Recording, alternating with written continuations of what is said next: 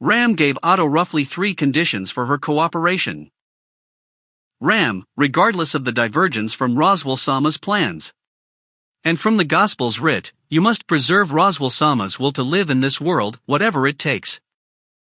This term was already fulfilled when Subaru challenged Roswell to their bet. Roswell, who had been ready to abandon everything, again donned his war paint and, with eyes brimming with life, resolved to take on the world once more. Ram, secondly, Emilia-sama must not lose her determination to challenge the trials. If this world is to continue despite diverging from Roswell-sama's plans, then she will inevitably have to stand for herself. She must be tested before the day of reckoning comes.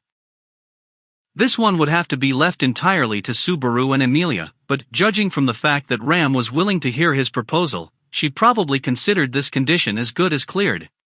When Otto heard that Emilia had gone missing, his first thought was we're completely doomed, but Ram doesn't seem to think so. However, since Otto was afraid that she might change her mind if he asked her why, he decided to leave well enough alone. So then, Ram, if you can guarantee these 2 things, I will be willing to help you, but as for the part that we'll be keeping secret from Borosu, I still have a few finer requirements. Otto, let's hear it, as long as it's something I can do. Ram, if I am to join the fight against Garf, you'll have to at least broaden the prospects of victory. First, you must disable Garf's nose. Then, deal a certain amount of damage to make him lose his composure. I will not enter the fight until the decisive moment, so you'll have to accomplish these things yourself. Surely, seeing you've gone out of your way to propose this plan, you must have at least one trump card hidden up your sleeve? Otto, well, there is a little something, yeah. Ram, I see, just as I thought. In that case, here's the last condition. Otto, right. Ram, make Garf transform. This is the final requirement for attaining victory. Ram, his sense of smell, is it still disabled? Otto. Ram, pathetic. Otto, go. Seeing Otto so stricken that he couldn't even answer her question, Ram mercilessly jabbed her elbow into the side of his waist. Wailing at the sharp, gouging pain, Otto gasped as he suddenly remembered to start breathing. Otto, egg. I thought I was gonna die. Just now, thought I was gonna die from that pressure. Ram, even a soft and flimsy meat shield is better than nothing, so snap out of it. His sense of smell, is it disabled? Otto, I'll pretend I didn't hear that first part, but yeah, it is. Mac oil pollen is an extremely powerful animal repellent, even humans would pass out if they smell it from up close. Ram, and even more so for Garfield, with his many times more sensitive nose. Then that's one of the benefits of his beast form nullified. The timing and the damage dealt to him before his transformation is all going according to plan. Exhaling a light breath, Ram tipped her heels off the ground as she shifted onto her toes.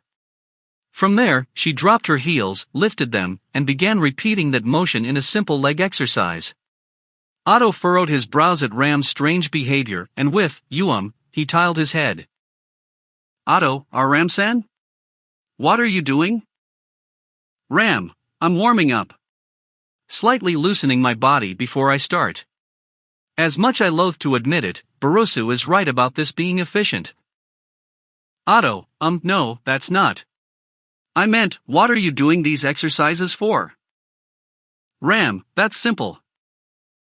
Casting the stuttering Otto a glance from the corner of her vision, Ram finished her warm-up exercise and closed her eyes. Then, opening her eyes again, her feet carried her forward with a casual gait, as if she were taking a leisurely stroll. She began closing distance with the beast. Otto, wait. Ram, be silent. Otto's eyes bulged as he watched her bold advance. But Ram rejected his call, not slowing her speed in the slightest as she headed towards the tiger. The beast stooped low as it glowered at the prey before its eyes. Surprised by the little creature's action, its body stiffened for a moment, but immediately, it judged the behavior to be an insult to itself. Rage arose in its golden eyes as it raised its hefty forepaw, thicker than Ram's torso, and swiped with vicious claws outstretched. A single strike from these claws, each as wide as the delicate girl's arms, would carry enough force to instantly transfigure her limbs into shreds of gore with a graze. The wind screamed as the Reaper's scythe in the shape of claws swung to claim Ram's life from this world. But just before that could happen, "Ram, you're too soft, Garf. Who do you think you're facing?" Crouching down and letting the mighty claws pass overhead, Ram said to the tiger with pity. Having thrown its entire body behind that swing, the tiger floundered as Ram's tiny figure dived for its chest. Bending her knees, Ram sprung out her body as she shot out her readied fist. "Ram, when have you ever won in a fist fight against me?" "Garfield, RR." The fist lunging into its torso from below sent the several 100-kilogram beast into the air. Its body arching from the force of the strike, a pained wail spilled from the beast's gaping maw. Shock waves crashed against the forest as Otto heard the sound of the air bursting. "Otto, no way." A girl a head shorter than he was had just punched a beast so tall that looking up wasn't enough to see the whole thing.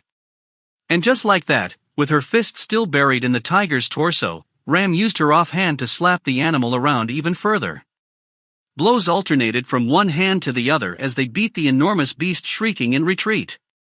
With fangs bared, it lunged its great jaw at Ram, but the girl leaped, setting her foot upon the tiger's nose, and, with a forceful kick, she sent the beast's face slamming down to the ground. Scraping against the earth with its roar cut off, the colossal beast writhed, frantically attempting to tear apart the limbs of the girl toying with him. But Ram danced through the air like leaves in the wind, mockingly evading the tiger's strikes, driving attack after piercing attack into the shallow points in its fur. Her heel into its throat. Her hand into its flank. Her fist punching aside its paw, opening the way for a direct kick to the beast's unguarded face. Witnessing her dominate the vicious tiger in close-quarter combat, a surreal sensation as if he were reading a picture book gripped at Otto's heart. What on earth was he watching? Seeing Garfield shed away his human form had stricken Otto with so much despair that his body gave up on living. And yet, what on earth was he watching here? With every swing of the girl's arm, the beast's body bounced back from the force of the blow. This colossal monster, whose very roars could slaughter a living creature, was unable to land a single hit on her.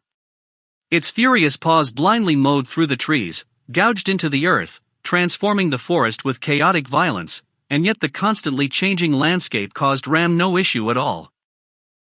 They could win like this. He felt stupid now for having doubted Ram's pre-battle remarks. Her statements about purposely getting Garfield to transform now held definite credibility. As a beast, the power of the transformed Garfield is overwhelming, but its advantage lay in situations where he's fighting multiple opponents. His very mass is a weapon in itself, and even against single individuals, there was no reason he should lose. But when his opponent is someone with inhuman combat abilities, it's a different story. His cumbersome body becomes a target, his powerful, tree-felling claws are fraught with openings, and his devastating strength leaves him clumsy and unbalanced, unable to shift between attack and defense. Calmly analyzing the situation would make all of this become clear. However, this simple solution would only be valid if there was an overwhelming individual to carry it out. A friendly wild card who could counter a transformed Garfield. Securing this precious resource for their team was Otto's greatest contribution to this fight. "Otto, we can do it. At this rate, Garfield can be." Clenching his fists, Otto cheered as he saw the first hope of victory. As if propping up that hope, Ram's fist slammed into the side of the ferocious tiger's face, sending the creature skidding magnificently across the ground, scraping up plumes of dust. And Ram, BHG. Leaking an unsuppressible groan, and with profuse blood streaming from her forehead, Ram's body swayed as if about to fall.